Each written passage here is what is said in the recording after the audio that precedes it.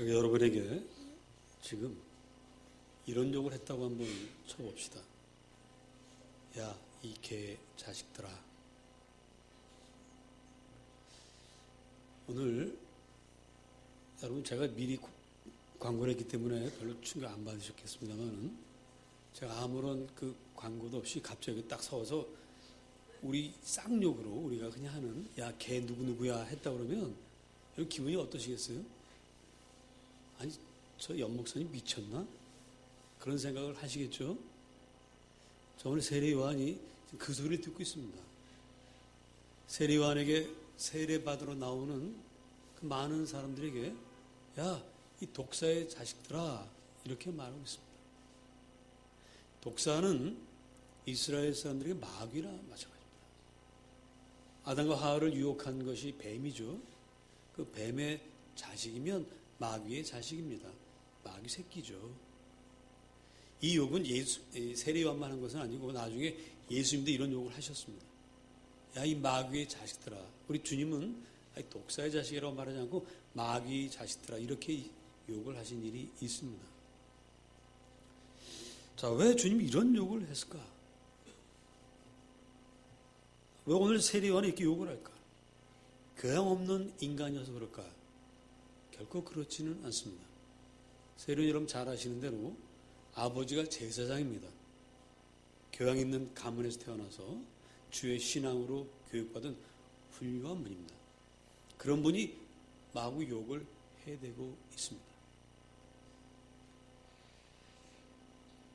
왜 이 청년 선지자가 이런 욕을 할까?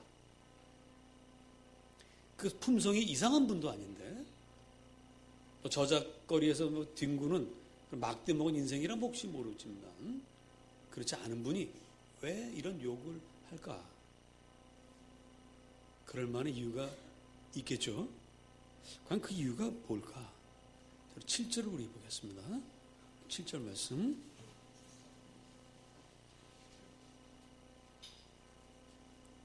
다시 읽어보죠. 시작.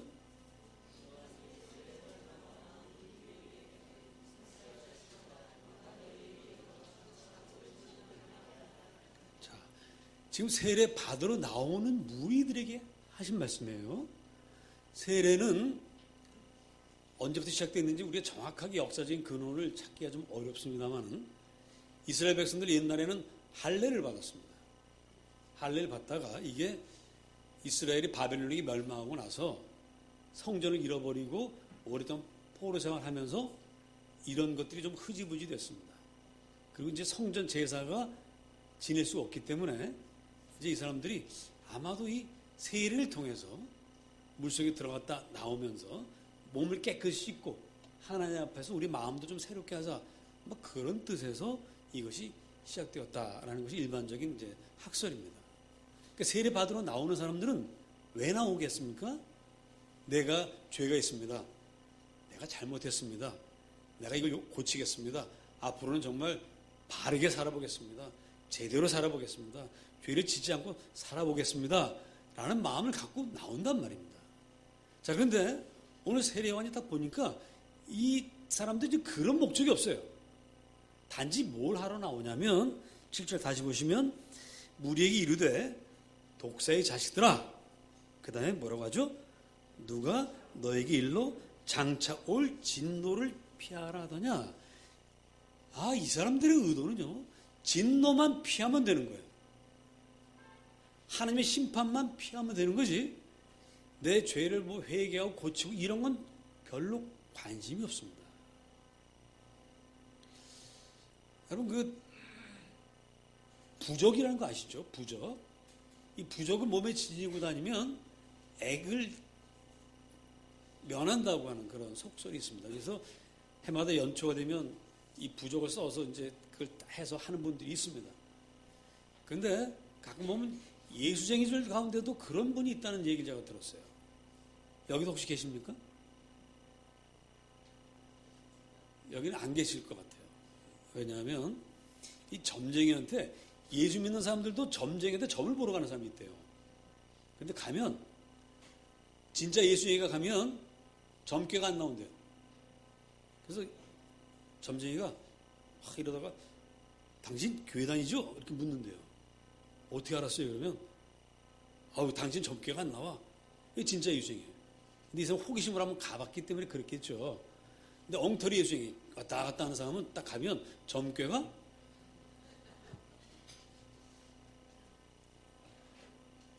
자, 그런 점쟁이들 찾아다니는 사람들, 부적 붙이는 사람들은 어떤 사람들이에요? 내 생활은 어떻게 하든 상관이 없는 사람이에요. 그냥 액땜만 하면 됩니다. 무슨 죄를 지어도 액땜만 해준다면 그 사람이 누구든지 간에 쫓아가고 부적이 얼마치든 간에 사서 붙이고 다닌단 말이에요. 근데 지금 이 세례요한 앞에 온 사람들이 바로 그런 사람들이라는 겁니다. 하나님 앞에서 바른, 정말 올바른 신앙생활을 하겠다는 생각은 전혀 없고 진노만 면하면 되지 라는 마음을 갖고 나왔기 때문에 세례요한이 분노하는 거예요. 그래서 이 막된 욕을 합니다. 자, 그러면 이 욕을 할 때 이 사람들이 미워서 이런 욕을 했을까? 정말 독사의 자식이라고 생각이 돼서 욕을 했을까? 사실은 아닙니다. 여러분, 바늘도둑이 소도둑되죠. 자, 아이가 바늘을 어디서 훔쳐왔어요. 훔쳐온 것도 아니야. 그냥 바늘 주워왔어. 아이고, 야, 잘했다. 너 그렇잖아. 집에 바늘이 없는데 어디서 주워왔는데 잘 주워왔다. 이러면 그 아이가 나중에 뭐가 됩니까? 소도둑이 됩니다. 아이가 알고 했던 모르고 했던 정말 야단을 쳐야 돼요. 무섭게 야단 쳐야 됩니다. 그래 그 아이가 이런 거 가져오면 큰일 나는구나. 엄마가 이렇게 진노하는구나. 다시는 이런 일을 하지 말아야지. 이렇게 해야 됩니다. 자, 그때 그 엄마의 마음은 자식이 미워서 하는 것입니까? 사랑스러워서 하는 겁니까? 사랑 때문에 하는 거죠. 세례요한이 지금 백성들에게 야, 이 독사의 자식들아 이렇게 이야기하는 건 정말 사랑 때문에 하는 거예요. 이 사람들이 나중에 정말 큰 죄를 지을까 봐 지금 아주 충격적인 그런 욕을 하는 것입니다.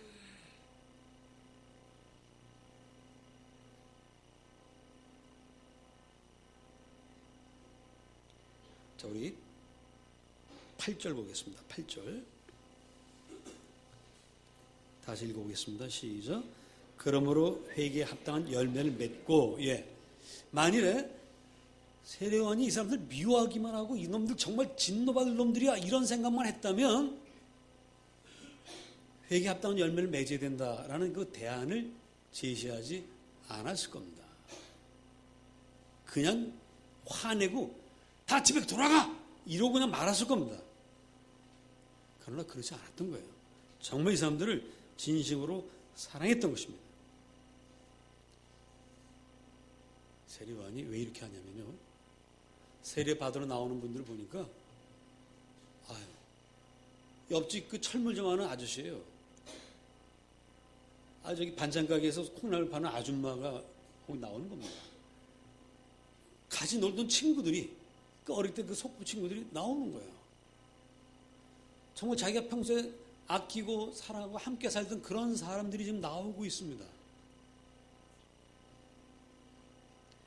정말 로마 식민지 치하에서 함께 고통당하는 사람들입니다. 근데 이 사람들이 평소에 보면 죄를 조금씩 짓고 있어요. 콩나물 500원어치 팔면서 이만큼을 줘야 되는데 저울을 약간 속여요. 약간만 속여요. 많이 안 속입니다. 약간만 속여요. 그걸 알아요. 아저씨 왜 저울을 속여요? 야, 어떡하냐. 나도 먹고 살려니까 애들은 이렇게 7씩 나눴는데 이거 어떻게 다 키우냐. 야, 네가 이해해야 돼. 이러는 그 아저씨, 이런 아줌마들을 늘 보고 있습니다.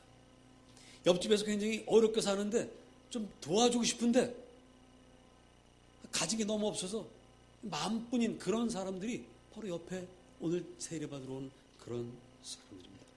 다시 말씀드리면 사실 이 세례요한을 찾아온 이 사람들이 야, 이 독사의 자식들아 이 소리를 들을 만큼 정말 독사의 자식은 아닙니다. 정말 그런 나쁜 사람들이 아니에요. 우리 주변에서 흔히 볼 수 있는 그냥 그저 그런 사람들. 그저 약간의 뇌물을 받고 약간의 저울을 속이고 그냥 그러면서도 그냥 웃고 사는 아, 이거 왜 이렇게 했어요? 그럼, 아이, 미안해. 이러고 넘어가는 그런 사람들입니다. 근데 그런 사람들에게 독사의 자식이라는 건 좀 너무한 것 같아요.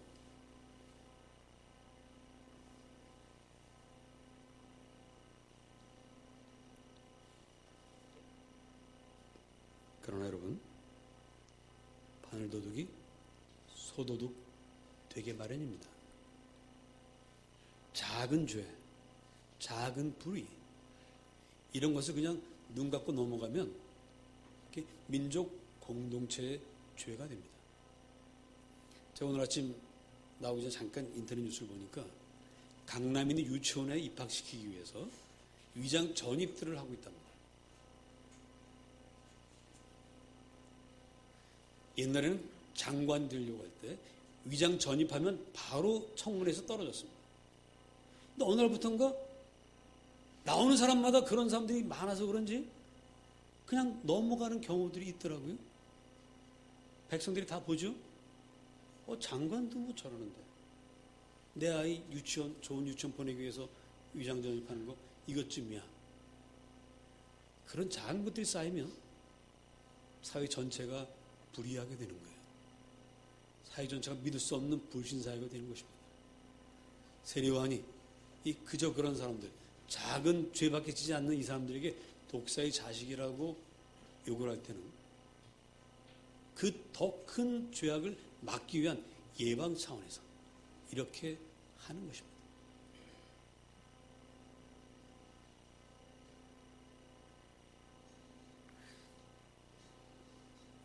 자, 이 독사의 자식들아 하는 이 소리를 들은 그 세례받으러 온 사람들이 처음에 굉장히 충격을 받았습니다. 아니, 우리한테 그런 말을 하다니 우리가 뭘 그렇게 잘못했다고. 그런데 세례요한이 자기를 욕하기 위해서 욕한 것이 아니라 자기를 정말 사랑하기 때문에, 정말 더 큰 죄를 짓지 않도록 하기 위해서 정말 사랑하는 마음으로 이 이야기를 하고 있다는 진심을 느꼈습니다. 여러분, 진노만 피하려고 하지 마시고 회개에 합당한 열매를 반드시 맺어야 됩니다 라고 하는 이 말에, 그래, 우리가 정말 회개를 한 사람의 열매가 없지, 열매를 맺어야지 라는 반성을 했어요. 그래서 묻습니다. 그러면 우리가 무엇을 하리까? 자, 이제 중요한 건 우리가 회개에 합당한 열매를 맺는 것입니다. 바라본다는 여러분이 회개에 합당한 열매를 맺을 수 있기를 축복합니다. 자, 그런데 여러분 정말 그게 가능할까요? 매주 이 앞에 나와서 기도할 때마다 조금씩 좌절하시죠? 근데 지난주에 들은 말씀, 그 말씀도 살려고 애를 썼지만 한 주간 돌아와 보면 못했어요. 여기 나올 때마다 우리는 고백합니다. 주여, 나는 죄인으로소이다.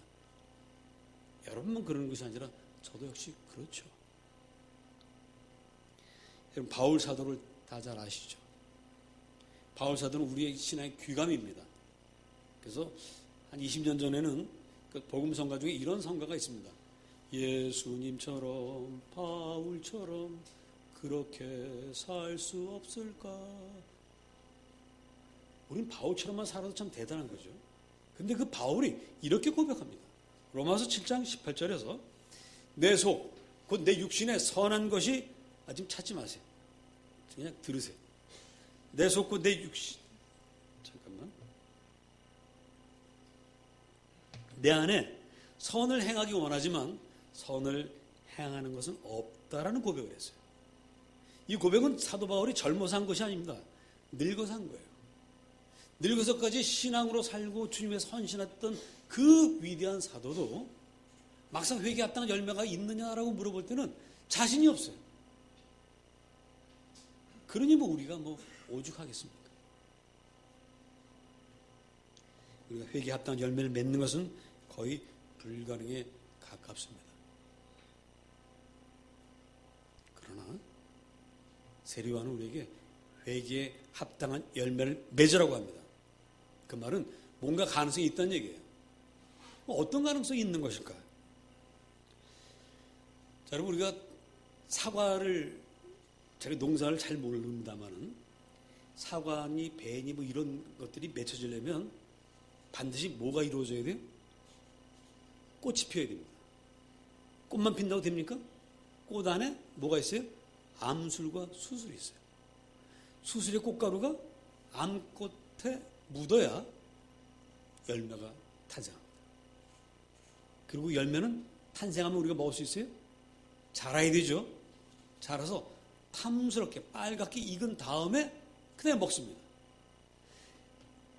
사도 바울이 내가 참 내 안에 선을 행하는 마음도 있지만 악도 함께 있다는 얘기는 내가 이렇게 완벽한 열매가 되지 못했다는 거예요. 아직은 자라고 있는 과정이라는 겁니다. 세례 요한이 말하는 건 뭐냐면 너희가 회개 합당한 열매 최초의 그 꽃가루 바지가 끝난 그 열매를 맺어 있느냐를 묻는 거예요. 자, 그러면 여러분 최소한 이 열매는 다 갖고 계시죠? 내가 이게 그런 열매가 있는지 없는지 잘 모르신다면 제 얘기를 잘 들어보시기 바랍니다. 따라하십니다. 아무도 성령으로 말미암지 않고는 예수를 주라 할 수 없느니라. 여러분들 예수님은 주님이라고 고백하고 있습니다. 이곳에 와서 예수님을 주라 고백하고 예배하고 있다는 것은 꽃가루 바지가 됐다는 얘기예요. 여러분이 성령으로 말미암아 주님을 영접했다는 말씀입니다. 그래서 여러분들은 열매를 맺었습니다. 중요한 건 뭐죠? 자라는 거예요. 자라야 됩니다. 예수님이 주도적인 역할을 해서 우리가 예수님 영접했습니다. 성령의 역사로 말미암아 우리가 주님을 영접했습니다. 이제 자라야 되는데 자라는 데에는 나의 주도적인 역할이 필요해요. 나의 헌신이 필요하고 나의 노력이 함께 있어야 됩니다. 이제 우리가 무엇을 하리까? 그래, 이제 이걸 하라. 그 세례 요한이 제시하는 해결책은 바로 여러분이 할 수 있는 것들입니다. 또 하셔야만 하는 것들입니다. 자, 그래서 먼저 세례 요한은 말합니다. 자, 우리가 보십시다. 10절 다 같이 읽어보십니다. 10절 시작. 11절 대답하여 이르되 옷 두 벌 있는 자, 옷 없는 자에게 나눠줄 것이요 먹을 것이 있는 자도 그렇게 할 것이니라. 자, 이제 세례 요한은 수많은 예가 있지만 그 중에 한 가지를 들어서 예를 말씀드리고 있습니다. 자, 여러분에게 옷 두 벌 있다면 그 중에 한 벌을 추운 사람에게 주십시오 하는 거예요. 이렇게 할 수 있습니까? 있으면 아멘 하시기 바랍니다. 여러분, 한 벌만 있는 옷을 주라는 게 아니에요. 이 추위에 한 벌밖에 없는데 어떻게 줍니까? 두 벌 있을 때 한 벌 주라는 거예요. 우리 옛날을 생각해 봅시다. 지금은 옷장이라는 것이 있어서 옷을 잔뜩 걸어놓지만 제가 어릴 때는 옷장이라는 게 별로 없었어요. 이사를 가면 제일 먼저 뭐부터 합니까? 옷걸이 철물점에서 옷걸이 사다가 벽에다 박는 거예요. 거기다가 이제 걸면 끝. 여름옷 한두 벌 걸면 끝. 겨울옷 한두 벌 걸면 끝. 코트 있으면 이제 이것이 또 떨어져 내립니다. 시원찮게 박아놓으면. 그때 생각해 보세요. 오버코트가 두 벌 있다는 건 엄청난 부자입니다. 나눠주시기를 주님의 이름으로 축복합니다. 나눠주세요. 두 벌인데 한 벌 갖고 왜 못 삽니까? 주는 자가 복이 있답니다. 어제 KBS에서 하버드 교수가 와서 행복론에 대해서 강의를 했다는데 저는 못 들었는데 다른 분이 들었대요. 근데 그분의 얘기가 요약해보면 주는 자가 행복하다는 것이었대요. 주면 행복해진다는 거예요. 제 얘기를 해서 조금 미안합니다만 목사님들은 다 이 오리털 파카가 다 있는 줄 알았어요, 제가. 왜냐하면 저는 오리털 파카가 3개나 있습니다. 한 벌은 제가 사고요. 두 벌은 누가 선물을 해줬어요. 3벌이나 있습니다. 그건 제가 드릴게요. 자, 그런데 제 친구 목사님들 중에 한 분이 연세가 저보다 좀 높으신 분인데 우리 가끔 식사하러 모이면 맨날 5번만 입고 와요. 양복 입고. 편한 자리인데 저는 물어봤어요. 아, 목사님 왜 그 오리털 밖에 편하게 입고 오시지? 그래서 그랬더니 없대. 이 자식 둘을 키우는데 좀 빠듯하신가 봐요. 그걸 살 돈이 없었대. 근데 교인들이 또 그건 안 사다 준대. 왜? 있을 줄 알고. 근데 자기는 살 돈이 없어. 2년을 제가 지켜보다가 누군가 기도했습니다. 주님, 저 교인 중에 누가 오리털 파카를 선물하게 하소서. 2년 동안 기도했는데 안 주시더라고요. 주님께서 주여, 그때 주님이 네가 해라 이렇게 들리더라고요. 근데 그게 돈이 그때 괜찮은 거예요. 한 5, 60만 원 하잖아요. 제가 5, 60만 원이 어디 있습니까? 근데 한 번은 하나로 갔다가 거기 이젠버그하고 또 하나 하여튼 뭐 두 개를 파는데 20만 원. 20만 원 정도였던 것 같아요. 똑같은 60만 원짜리. 제가 결심을 했을까요? 안 했을까요? 안 했으면 이 얘기 안 하겠죠. 그래서 이제 선물해드렸더니 너무 놀라시는 거예요. 너무 놀라시고 너무 고마워하시고. 근데 누가 기뻤어요? 제가 더 행복했어요. 정말 받는 것보다 주는 게 복이 있다는 게 정말 그런 거더라고요. 세례요한이 우리에게 엄청나게 힘든 걸 요구하지 않습니다. 옷 2벌 있으면 1벌을 주라는 거예요. 먹을 것이 있으면 없는 사람 나눠주라는 겁니다. 먹을 것도 없는데 희생을 해서 돈을 벌어서 주라는 게 아니라 있는 거 나눠주라는 거예요. 근데 요즘에 있는 거 나눠주는 게 쉽지 않죠. 먹을 것 나눠주시려면 냉장고를 줄이시기 바랍니다. 냉장고 크기를 줄이면 줄 수 있어요. 근데 냉장고 크기를 400에서 500, 500에서 600, 800 리터로 늘리면 줄 수가 없죠. 할 수 있는 걸 하라고 하십니다. 자, 그 다음 봅시다. 자, 세리들의 얘기입니다. 12절 다 같이 시작.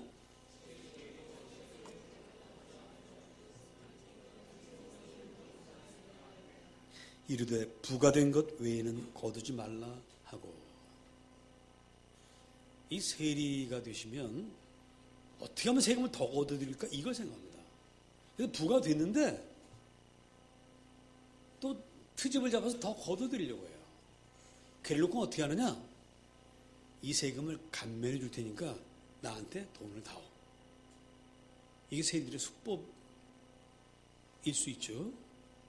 그러지 말라는 얘기입니다. 너 그렇게 안 해도 부가된 세금만 거둬도 월급이 나오는데 왜 그러느냐? 이 말씀이에요.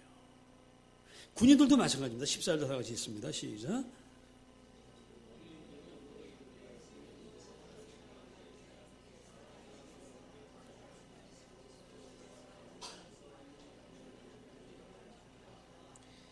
이것은 군인들만 말하는 것이 아니라 세력 있는 모든 권세자들을 말하는 것입니다. 이런 사람들이 자기 권세를 이용해서 힘을 이용해서 사람들의 것을 강탈해요. 성경에도 나오죠. 성경에도 그 나봇의 포도원을 빼앗은 왕이 있습니다. 아합 왕입니다. 권력을 이용해서 탈법적으로 강탈합니다. 그러지 말라는 얘기예요. 안 그래도 너에게 매달 나오는 급료가 먹고 살만한데 왜 그 죄를 짓느냐? 자, 어렵습니까? 세리와 군인이 요한의 말대로 하는 게 어렵습니까? 욕심이 생기면 어렵죠. 그러나 욕심을 버리고 그래, 내 은혜가 내게 족하다. 주님께 주시는 것만으로도 감사하며 살겠습니다 하면은 할 수 있는 겁니다. 여러분 할 수 있기를 축복합니다. 그런데 왜 이게 잘 안 될까요? 사실 오늘 이 말씀은 부자들, 진짜 권세 있는 사람들한테 하는 이야기는 아닙니다. 세리, 사실 가난한 공무원이에요. 군인, 뭐 대단한 권세자가 아닙니다. 또 옷 2벌 있는 사람, 재벌이 아니에요. 그냥 옷 2벌 있는 평범한 사람들이에요. 이런 사람들에게 왜 이렇게 얘기하시느냐? 사람에게 욕심이 있습니다. 가난한 사람도 말단 공무원에게도 욕심이 있습니다. 어떤 욕심이 있느냐면 내가 이 돈을 많이 벌어서 내가 권세자가 돼서 나도 한번 거리며 살고 싶다. 뭐 하면서? 다 아시네요. 나도 한번 떵떵거리며 살고 싶다는 거예요. 누구나 다 이 마음이 있습니다. 떵떵거리며 살고 싶지 누가 기죽어 살고 싶겠습니까? 이 가난한 백성들도 떵떵거리며 살고 싶어요. 세리요한은 그런 마음 버리라는 거예요. 그럼 독서의 자식이 된다는 겁니다. 그게 우리를 행복하게 하는 것이 아니라고 하는 거예요. 많은 사람들이 여기에 속습니다. 수많은 지구촌이 왜 이렇게 전쟁과 테러가 끊이지 않고 기후가 왜 점점 더워지고 며칠 전에 일본 동경이 24도까지 올라갔다죠. 또 노르웨이는 100년 만에 폭우가 쏟아지고요. 왜 이렇게 되느냐? 조금 더 많은 사람들이 욕심을 내다 보니까 이렇게 되는 거예요. 우리가 지금 필요 이상의 냉장고를 집집마다 갖다 놓고 거기서 뿜어내는 그 뭡니까? 냉장고나 프레온가스 또 이런 자동차 배기량이 점점 커지면서 나오는 가스 이것 때문에 지구촌 기후가 점점 급속도로 올라가고 있습니다. 언제 우리가 물에 가라앉을지도 몰라요. 근데 우리는 끊이지 않습니다. 왜? 남보다 더 떵떵거리고 살고 싶으니까. 지금 이 마음을 이 사람도 갖고 있기 때문에 세리요한이 그러면 망한다는 겁니다.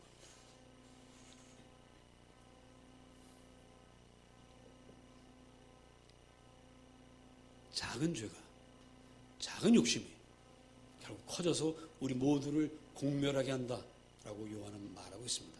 그러므로 지금 가난할 때, 지금 힘이 없을 때, 이때도 행할 수 있는 작은 죄, 작은 탐욕을 지금부터 버리라는 거예요. 많은 분들이 그렇게 말합니다. 목사님, 지금 제가 뭐 가진 게 뭐가 있습니까? 제가 지금 가난합니다. 제가 힘이 뭐가 있습니까? 나중에 그렇게 살게요. 그때 가서 못한다는 거예요. 옷이 수십 벌이 되고 살림이 커지고 돈을 산더미처럼 쌓아놓으면 왜 이렇게 돈 나갈 때가 많습니까? 왜 더 화려하고 더 사치스럽고 더 넓은 데로 가야 합니까? 우리가 그렇게 돼요. 그때 가서는 할 수가 없어요. 지금 오늘 이 순간부터 그렇게 하라고 하는 것입니다. 지금 하지 않으면 영영할 수 없고 영영하지 않으면 결국 하느님의 진노를 피할 수 없습니다.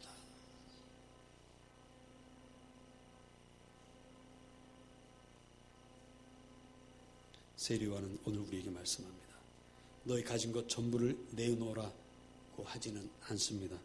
다만 두 벌 옷이 있으면 한 벌을, 먹을 것이 있으면 약간을, 그리고 있으나 마나 받으면 좀 도움이 되지만 안 받아도 괜찮은 그런 뇌물을 거절하라고 말씀하고 있습니다.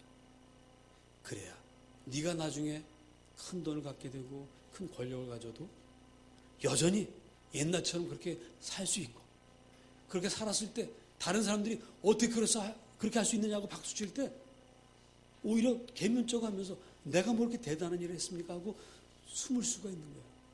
바로 그럴 때 오른손이 한 일을 왼손이 모르게 할 수 있다는 것입니다. 지금 그렇게 많은 것이 아니라 한 가지 일을 지금 하라고 요한은 우리에게 말하고 있습니다. 그러나 이것이 참 어렵습니다. 왜?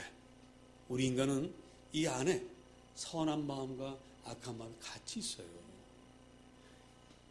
남에게 주는 넉넉한 마음과 아끼는 째째한 마음이 함께 있습니다. 제가 그 목사님께 그 파카를 선물할 때 보니까 두 개를 봤어요. 둘 다 좋은데 하나가 더 좋아. 그걸 딱 살려고 했더니 3만 원이 더 비싸. 둘 다 오리털 파카인데 제가 갈등해요 안 해요? 에휴, 저는 그런 갈등할 사람입니다. 그게 우리 인간입니다. 그게 우리 인간이에요. 선을 행하고자 하는 마음, 악하고자 하는 마음이 같이 있는 불순물입니다. 우리 힘으로 회개 합당 열매 맺어 나가기가 어렵습니다. 나는 할 수 없습니다. 그러나 주님이 하십니다. 주님이 하십니다. 여러분, 쇳덩어리가 불순물이 많이 섞여 있어요. 철광석을 캐내면 불순물이 가득합니다. 그러나 이 불순물로 가득한 이 철광석은 아무 데도 못 씁니다. 그러나 얘를 용광로에 넣어서 펄펄 끓이면, 그래서 그 철만 붉은 철이 쇳물이 쫙 흘러나오면 그것 가지고 강철도 만들고 선철도 만들고 온갖 철을 만들어 씁니다. 불순물과 같은 우리가 예수님의 사랑, 용광나와 같은 예수님의 사랑 안에서 녹아지면 우리도 할 수 있습니다. 주님께 여러분을 맡기십시오. 주님, 나를 드리오니 나를 녹여서 쓰시옵소서. 그런 이들이 회개에 합당한 열매를 맺습니다. 기도하겠습니다.